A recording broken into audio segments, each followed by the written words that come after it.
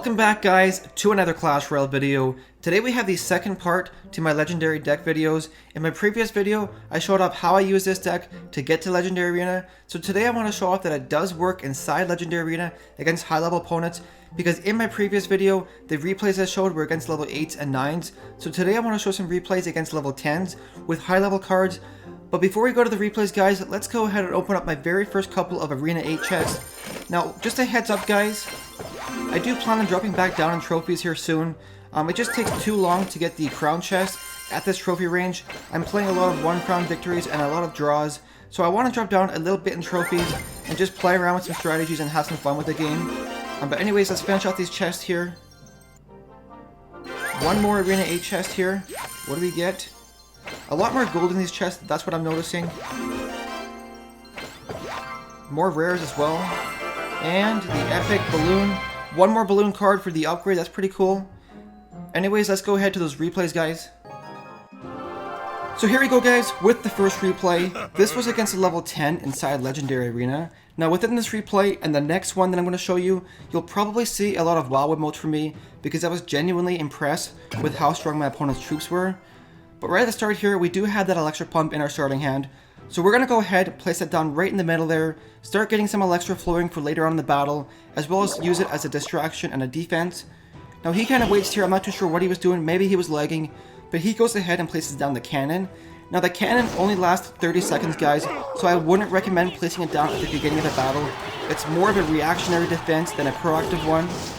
So we're going to go in there with the baby dragon and take it out, because my strategy here guys is once that defense is down, I'm going to try and do a push here on the right hand side with the hog rider. Now watch what happens here. He throws in the giant skeleton. My tower is busy being locked onto that giant skeleton, and he's able to sneak in a goblin barrel and do a crazy amount of damage to my tower. Now unfortunately, because this goblin barrel was such a high level, my zap spell was not able to one-shot those goblins where normally it would, so he was able to do a ton of damage to my tower simply because he was a higher level.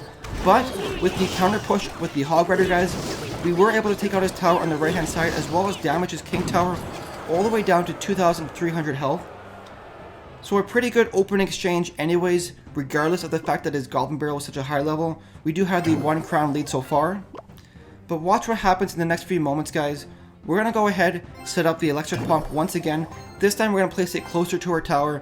My intention here was to hopefully distract some goblins if he were to go in again with the goblin barrel.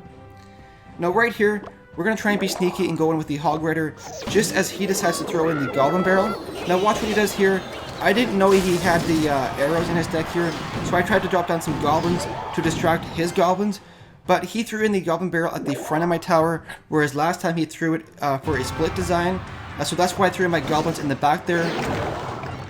But anyways, he's going to try to go in once more with the giant skeleton. I'm going to try and use that baby dragon, but unfortunately the minion horde takes her out pretty quickly.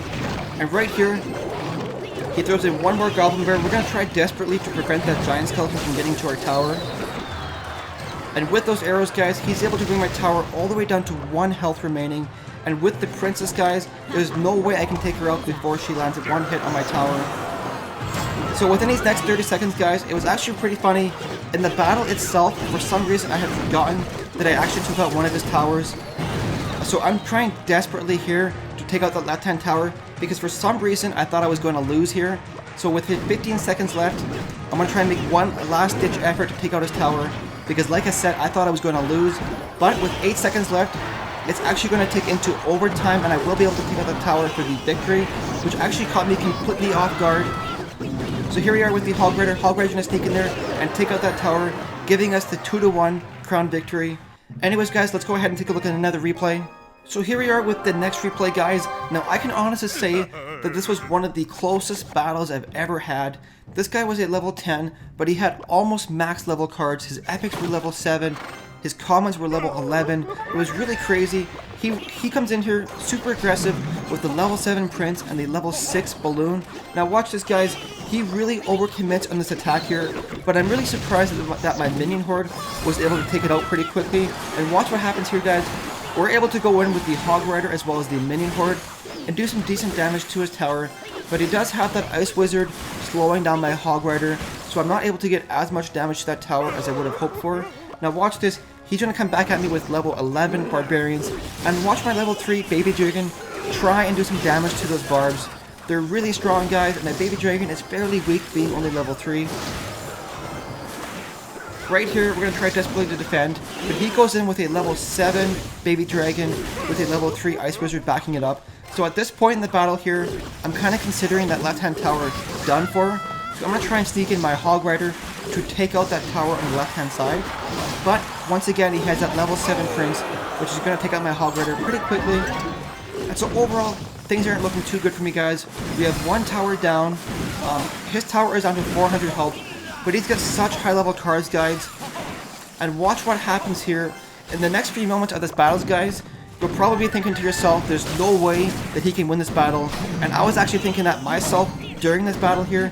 He's got a level 7 Prince as well as a level 6 Balloon coming in. Watch my King Tower here. King Tower is all the way down to 700 health. Now it's down to 500 health. I'm going to try and go in on the left-hand side with that Hog Rider to take out that tower. But he has that Minion Horde for defense. That Minion Horde is able to take out my Hog Rider before we finish out that tower. So once again, both of his towers are standing, and our King Tower is all the way down to 500 health. Our Baby Dragon is going to try and tank that level 7 Baby Dragon, and with the support of our towers, we will be able to take it out. And right here, we're desperately trying to defend and prevent any damage to our tower. Now right here, we're going to be sneaky, throw in the Hog Rider. He does have the Minion Horde, but all we need is one hit off on that tower to take it out.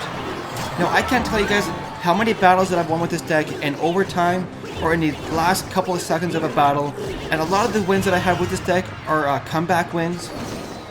So right here, he throws in the arrows. He's just going to try and use spells to take out my tower at this point. So my tower at this point is down to 120 health. We're going to try and go in on the right hand side with our Hog Rider. We've got some minions going on the left hand side. We are going to be able to get a decent amount of damage done to this tower, but with the help of those level 11 barbarians, guys, he is able to defend pretty well here. And now he's got level 11 barbs as well as a level 7 baby dragon coming back at my base here. He throws in one more set of arrows. Our King Tower is all the way down to 3 health, guys. Only 3 health left on our King Tower. Just absolutely crazy. We're going to try and make a one last counter push here with the Hog Rider. Hog Rider is able to sneak in past that Minion Horde, and he's actually going to be able to finish off that tower and give us the 2-1 crown victory against a level 10 with level 7 epics, guys. One of the craziest battles I've ever had in this game. Anyways, that's going to do it for today's videos, guys. I hope you enjoyed it. If you did, make sure to hit that like button. And if you want to see some more Clash Royale videos, make sure to subscribe. I will be putting out new videos every single day. Anyways, thanks again, guys, and we'll see you in the next video.